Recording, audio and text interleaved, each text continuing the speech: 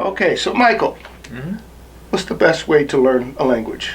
Yeah, so whether it's a foreign language or the language of music, we learn it the same way. We imitate others, we ask questions, we study vocabulary, and then the most important thing is that we use it immediately and consistently as soon as we finish studying it so that we can continue to build on it. Okay.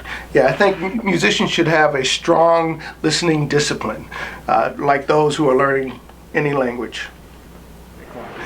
We're here at the Culinary Arts Department here at Washtenaw Community College in Ann Arbor, Michigan, USA. We're here to interview one of our faculty members, Chef Derek Anders Jr. Well, hello there.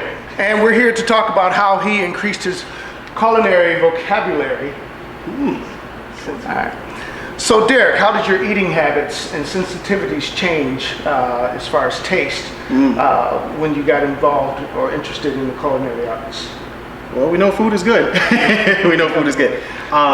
Believe it or not, though, I was actually a picky eater when I was little. But as I grown and wanted to become groomed as a part of this industry, one of the things I realized is that I had to go beyond my comfort zone in order to try different foods for the familiarity piece, and also what ways to combine foods that makes them, incredible for people to enjoy. So, something as simple as a salad. I revolted against my mother when I was little. However, nowadays, vinaigrettes are one of my favorite things. I didn't like mayonnaise, but I kind of enjoy mayonnaise now, especially if I'm prepared it by, scratch. So becoming more familiar with the foods in a way that, something as simple as going to your pantry, picking up a spice, smelling it, tasting it. Those things are important in order to really develop a repertoire and a memory bank, if you will, of flavors. Okay. So what would be the difference between a culinary arts professional and someone who just cooks to eat? The goal is to be able to cook food for others to enjoy. And that's really my ultimate goal, no matter if I'm cooking at home for family or if I'm cooking for folks in industry.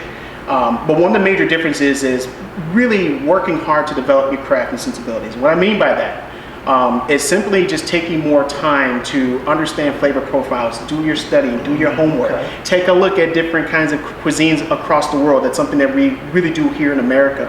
And there's really one piece I like to kind of touch upon is the concept of subjective evaluation and objective evaluation. In other words, something that makes sense to me and is delicious, it might go well at home. But when we're starting to think about feeding people in mass numbers, the idea is to be able to rely upon other taste buds so you can get more of a well-rounded evaluation and opinion about the food so that it makes sense for your clientele. All right. So Derek, we want to put you on the spot, if you don't mind. Okay. Yeah, we want to blindfold you and see if you can pick out some of the ingredients. Let's do it. You work with on a daily basis. Let's do this. All right. See what we can come up with.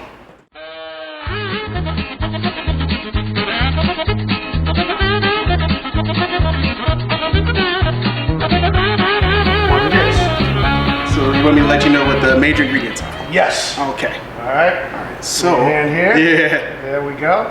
All right. Okay. Cool. There we go. Let's see. First things first is before I indulge, right? I do want to smell it. Because part of the tasting process for a professional is to really recognize that it is really the sense of aroma that's going to give me a lot of information, more so than my tongue, believe it or not. Okay, interesting. I can already smell a good amount of tomato, some onion, perhaps a bit of garlic. Okay. I guess it's some form of tomato sauce, perhaps salsa, because it smells nice and fresh. It doesn't smell like the tomatoes are cooked like a canned tomato or stewed tomato. So let me go ahead and give it a shot. Tomato salsa. And I can dictate to you what the ingredients are. Definitely tomatoes, I definitely get that. Good amount of garlic that has built up a little bit over time during the process of tasting, because believe it or not, I am still tasting. I get a little bit of spice in the back of the throat. Okay. There must be some type of chili. I want to give the guess that it's perhaps jalapenos, knowing jalapenos, the flavor, they're nice and fruity, but they don't necessarily knock you out with a good amount of spice per se. Definitely get some onion in there. So I get something that's a bit sweet and earthy, but also charred too. A little bit of smokiness. I want to guess, because of the texture, that we're dealing with corn here. So Okay. I want to definitely say this final thing here is a roasted corn tomato salsa. All right. Okay. Okay, Chef Derek, Oh yes. we have the last two here. We're going to have you taste back to Got back two. here. All right. And you, it's the same type of condiment, but they're each missing something. All right.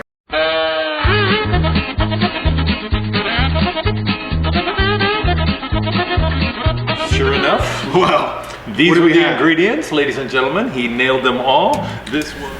So it's not enough just to say, dude, I like the beat. Yeah, or the music makes me feel sad, or music makes me feel happy. Right. So 9 times out of 10, the music that we're relaxing to, or the music that was designed to make us dance, had another mission, a far more intensive mission. And the musicians, in order to make us want to dance or make us feel sad or happy, they knew what recipe was needed to be able to go ahead and get that accomplished. So they made it this way. They actually intended it this way. They studied the vocabulary. Right. We'll listen for form and structure. The instrumentation, how instruments come in and go out, and what combinations they sound best for each style of music. We'll pay attention to the beat, try to identify the meter or how beats are grouped, and what makes the rhythm unique or special in every piece. We'll practice counting measures in each section of music, making a graph of sections, entry and exit of musical instruments, and the number of measures per section gives us a map of the musical piece. And we'll learn to hear and label repeats. DSL coda, go to the sign, repeat until you see the coda, symbol, and go to the coda again. DSL fine, go to the sign, repeat large chunks of music, and a variety of other signs and symbols which tell us how to play or how to go ahead and structure the piece.